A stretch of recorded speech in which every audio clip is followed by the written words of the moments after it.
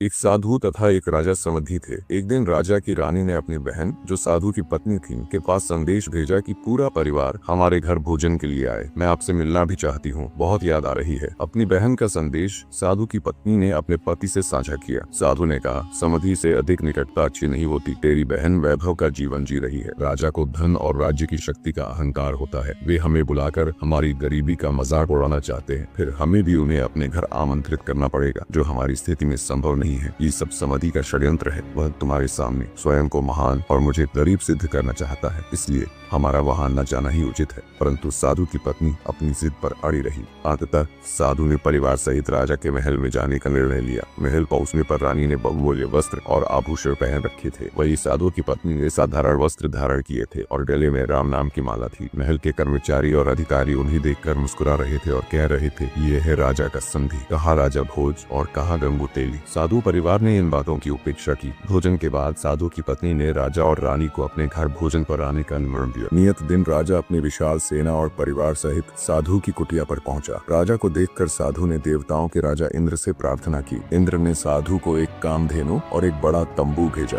कामधेनु एक चमत्कारी गाय थी, जो इच्छा अनुसार भोजन और सामग्री प्रदान कर सकती थी। साधु ने गाय की आरती की और प्रार्थना की। कुछ ही समय में 56 प्रकार के व्यंजन चांदी की परातों और बर्तनों में सजे हुए प्रकट हो गए। लड्डू, जलेबी, खीर, हलवा, पूरी, दाल, कचौरी, रसगुल्ले आदि। राजा और उसकी सेना चकित रह गई। राजा ने व्यंग्य करते हुए कहा, मेरी सेना भी भोजन करेगी, उनके लिए भी व्यवस्था करो। साधु ने शांतिपूर्वक उत्तर दिया, प्रभु कृपा से सबकी व्यवस्था हो जाएगी। राजा और उसकी सेना ने भोजन का आनंद लिया। राजा ने देखा कि साधु के द्वारा किया गया भोजन भंडारा उसके महल से कहीं अधिक भव्य था। यह देखकर वह ईर्ष्या से भर गया। भोजन के बाद राजा ने साधु को बुलाकर पूछा, यह भोजन जंगल में कैसे तैयार हुआ? न कोई चूल्हा, न कोई कड़ाही। साधु ने उत्तर दिया, यह सब कामधेनु गाय की कृपा से संभव हुआ है। मैंने इसे स्वर्ग से उधार लिया है। राजा ने लोभ में कहा, यह गाय मुझे दे दो, मेरी सेना के लिए यह उपयोगी होगी, तुम्हारे लिए इसका कोई महत्व नहीं। साधु ने दृढ़ता से उत्तर दिया, राजन, यह गाय मेरी नहीं है, यह स्वर्ग की संपत्ति है, मैं इसे आपको नहीं दे सकता। राजा ने अपनी सेना को आदेश दिया, इस गाय को पकड़ लो। साधु ने गाय से प्रार्थना की, गौ माता, आप अपने लोक स्वर्ग राज इंद्र के पास लौट जाएं। कामधेनु तंबू फाड़कर आकाश की ओर उड़ गई। राजा ने क्रोध में आकर उस पर तीर चलाया, जो गाय के पैर में लगा। घायल कामधेनु स्वर्ग लौट गई, लेकिन जहाँ जहाँ उसका खून गिरा, वहाँ वहाँ तंबाकू उग आया।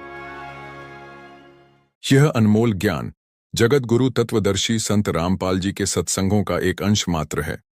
संपूर्ण आध्यात्मिक ज्ञान के लिए सुनिए जगत गुरु तत्वदर्शी संत रामपाल जी महाराज जी के मंगल प्रवचन।